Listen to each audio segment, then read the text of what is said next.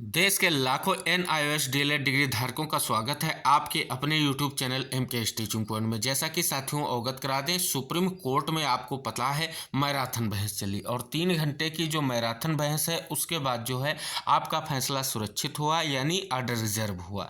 अब उसके बाद से जो महत्वपूर्ण चीज़ें इंगित हो रही हैं कोर्ट के माध्यम से अगर आपको अवगत करा दें तो कोर्ट में जो ये 3 घंटे मैराथन बहस चली है वो इसलिए चली है कि प्राथमिक शिक्षक भर्ती में जो NIOS के माध्यम से डीएलएड प्रशिक्षण प्राप्त अभ्यर्थी हैं उनको किस प्रकार प्राथमिक शिक्षक भर्ती में स्थान प्रदान किया जाए। और इसका वेट अगर साथियों कहें तो कई सारे राज्यों की सरकारें कर रही हैं, क्योंकि प्राथमिक शिक्षक भर्तियों को लेकर के जो NIOS डीएलएड पर जो है भविष्य जो भी है सुप्रीम कोर्ट निर्धारित करेगा।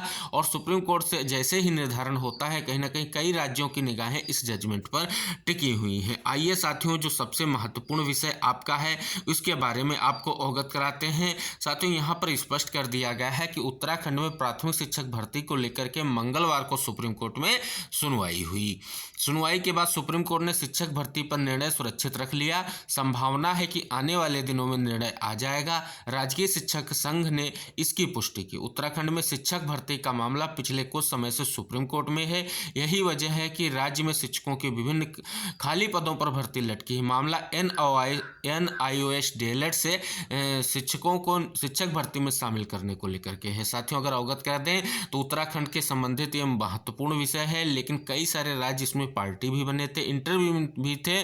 तो यहाँ पर स्पष्ट हो रहा है कि शिक्षक भर्ती उत्तराखंड हो चाहे जिस स्टेट में हो, अब जो है NIOS डीएलएड जहाँ पर कहीं ना कहीं हावी है वहाँ पर तभी भर्ती होगी जब सुप्रीम कोर्ट का सुप्रीम ऑर्डर आएगा और उसमें जो भी चीज़ें होंगी वो देखने के बाद, क्योंकि स्पष्ट हो रहा है कि यहाँ पर अगर बात कर ले तो जल्द सुनवाई को लेकर के भी पैरवी की गई थी। इस जो है खबर में आगे स्पष्ट किया गया है कि शासन ने 15 नवंबर 2021 को NIOS से डीएलएड अभ्यर्थियों को शिक्षा विभाग में करीब 2600 पदों के लिए चल रही शिक्षक भर्ती में शामिल होने का आदेश दिया था। सरकार ने इस आदेश को कुछ ही समय के बाद रद्द कर दिया था। इससे नाराज अभ्यर्थी हाईकोर्ट चले गए थे और हाईकोर्ट ने इस मामले में NIOS से डीएलएड अभ्यर्थियों के पक्ष में निर्णय दिया था। हाईकोर्ट के इस निर्णय के विरुद्ध प्रदेश सरकार व बीएड अभ्यर्थी अलग अलग सुप्रीम कोर्ट चले गए थे। इसी वर्ष जून में प्रदेश शिक्षा सचिव रविनाथ रमन ने इस मामले में जल्द सुनवाई के लिए शिक्षा निदेशक को सुप्रीम कोर्ट में प्रार्थना पत्र देने के निर्देश दिए थे। शासन की ओर से कहा गया था कि विद्यालयों में शिक्षक न होने की वजह से छात्र छात्राओं के भविष्य पर इसका प्रतिकूल असर जो है पड़ रहा है। तो सीधा सा स्पष्ट निर्देश यही है, क्योंकि उत्तराखंड में तो स्थिति स्पष्ट है कि NIOS जो है डीएलएड के जितने भी अभ्यर्थी हैं राज्य के, उन पर जो है निर्णय आने के बाद ही नई प्राथमिक शिक्षक भर्ती हो सकेगी। स्पष्ट करें, इसी खबर में आगे स्पष्ट किया गया है कि राजकीय प्राथमिक शिक्षक संघ के पूर्व प्रांतीय महासचिव दिग्विजय सिंह चौहान ने बताया कि उत्तराखंड जैसे छोटे राज्य में प्राथमिक शिक्षक भर्ती के 2500 से अधिक पद रिक्त होना गंभीर विषय है। इससे नौनिहालों की पढ़ाई प्रभावित हो रही है। विशेषकर सुदूर ग्रामीण अंचल के बच्चे जो प्राथमिक विद्यालयों पर निर्भर है। आज सैकड़ों प्राथमिक विद्यालय एकल शिक्षक के भरोसे संचालित किए जा रहे हैं। बुधवार को सुप्रीम कोर्ट ने निर्णय सुरक्षित रख लिया और उम्मीद है कि आने वाले कुछ महीने में रुकी भर्ती प्रारंभ हो जाएगी। तो ये साथियों एक महत्वपूर्ण खबर है। अगर बात कर लें यहाँ पर तो प्राथमिक शिक्षक भर्ती में जो है कहीं ना कहीं NIOS डीएलएड से संबंधित जितने भी प्रशिक्षण प्राप्त अभ्यर्थी हैं उनके चयन पर जो भी स्थिति है वो सुप्रीम कोर्ट निर्णय लेने जा रहा है। और सुप्रीम कोर्ट का जो निर्णय होगा उसमें कहीं ना कहीं NIOS डीएलएड अभ्यर्थियों को मौका जरूर मिलेगा। इसका स्पष्ट सा संकेत यही है कि अगर इस प्रकार की स्थितियां ना होती तो कई सारे राज्यों में इस प्रकार से जो अभ्यर्थियों ने अपना दावा किया है कि उनको भी शिक्षक भर्ती में सम्मिलित किया जाए, आखिरकार सरकार ने किस बिहाफ पर उनको ये कोर्स कराया था, इसका भी स्पष्टीकरण हो सकेगा। और कहीं ना कहीं ये स्पष्ट हो जा रहा है कि NIOS डीएलएड को जरूर प्राथमिक शिक्षक भर्ती में मौका मिलेगा। जिस प्रकार अगर जो है BTC डीएलएड का कोर्स प्राथमिक शिक्षक भर्ती के लिए है तो क्या इन अभ्यर्थियों को आप किस प्रकार से समायोजित करेंगे, सबसे बड़ा सवाल निकल कर सामने आ रहा है। और अगर यहाँ पर आप जजमेंट में NIOS के माध्यम से डीएलएड को बाहर करते हैं तो कहीं ना कहीं जो डीएलएड कोर्स से संबंधित अभ्यर्थी हैं वो भी इनके जो है कहीं ना कहीं विपक्ष में जाएंगे और इनको किसी भी भर्ती में सम्मिलित करने को लेकर के भी स्थितियां स्पष्ट करेंगे। अभी तो सरकार और बीएड ने इनके विपक्ष में कार्य किया है, लेकिन सरकार को ये सोचना चाहिए, इनको मौका दिया जाना चाहिए। एक उत्तराखंड राज्य की बात नहीं है, सभी राज्यों की बात है। लाखों जो है डीएलएड जो ये योग्यताधारी हैं जिन्होंने NIOS के माध्यम से किया था, उन पर जो है निर्णय लेना अति आवश्यक है। और बात करें पिछली जितनी भी चयनित NIOS डीएलएड हैं उन पर जो है कहीं ना कहीं कोई भी ऐसा स्पष्ट निर्देश नहीं कि उनको हटाया जाए, क्योंकि NCT कह चुका है कि हम इनको शिक्षक भर्ती में सम्मिलित नहीं कर सकते। लेकिन साथियों बात कर लें, क्योंकि इसी तरीके से अगर मामले चलते रहे तो कहीं ना कहीं ये चीज़ें आपके लिए महत्वपूर्ण होंगी।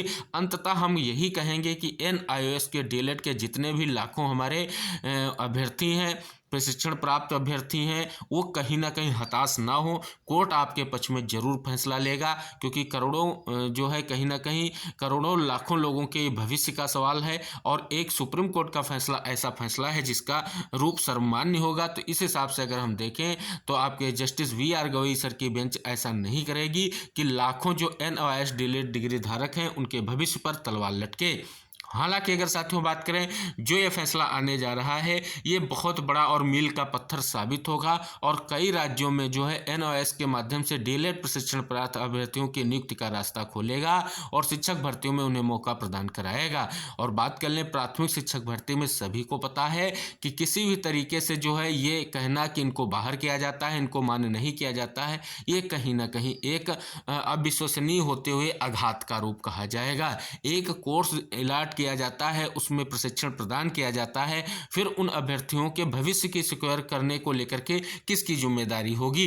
क्योंकि कहीं ना कहीं किसी भी प्रकार से आपने जो कार्य किए हैं उसमें कहीं ना कहीं मौलिक अधिकारों का हनन भी होता दिख रहा है। तो इस हिसाब से लाखों जो हमारे डीएलएड अभ्यर्थी उनके साथ अन्याय नहीं होने दिया जाएगा। किसी भी तरीके से कोर्ट ये नहीं चाहेगा अन्याय होगा। हालांकि जजमेंट की अगर बात करें तो जैसा हमने पहले भी कहा है कि नवंबर के अंतिम सप्ताह तक या आपके मिडिल नवंबर तक यानी 20 तारीख के बाद ही जो है स्थितियां बनेगी जजमेंट की, क्योंकि ये महत्वपूर्ण विषय है। रिक्वेस्ट की गई है उत्तराखंड सरकार की तरफ से कि इस मामले को जल्द से डिसाइड किया जाए, इसीलिए इतनी मैराथन बहस हुई है और इसका निर्णय जल्द दिया जाए। इस पर भी जल्द ही चीज़ें देखने को मिलेंगी, जिससे कहीं ना कहीं जो प्राथमिक शिक्षक भर्तियों की स्थिति रुकी हुई है वो जो है अग्रसर हो सके। तो निवेदन है इस वीडियो को सभी डीएलएड जो हमारे डिप्लोमाधारी हैं उनको जरूर शेयर कीजिएगा, क्योंकि उनके साथ जो भी चीज़ें हैं हम वीडियो के माध्यम से लगातार साझा करते रहते हैं। जो भी आपकी जिज्ञासाएं हैं, जो भी आपकी क्यूरीज हैं, उन पर हम लगातार वीडियो के माध्यम से आपको अवगत कराते रहते हैं।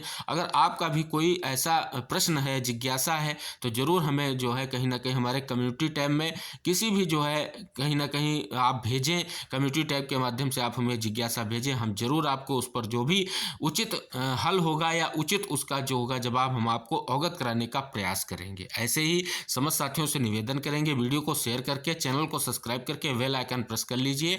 किसी भी स्टेट से अगर आपके NIOS डीएलएड से संबंधित अपडेट आता है हम आपको अवगत कराएंगे। सुप्रीम कोर्ट से संबंधित जो भी आर्डर से संबंधित जानकारियां होंगी वो वीडियो के माध्यम से आपको हम प्रदान करने की कोशिश करते रहेंगे। आप भी भागीदार बने, सभी को भी जोड़ें, जिससे सभी को एक महत्वपूर्ण जानकारी और एक ऑथेंटिक अपडेट प्राप्त हो सके। इसी आशा के साथ अगले वीडियो में हम फिर उपस्थित होंगे। तब तक के लिए टेक केयर, बाय बाय, जय हिंद साथियों।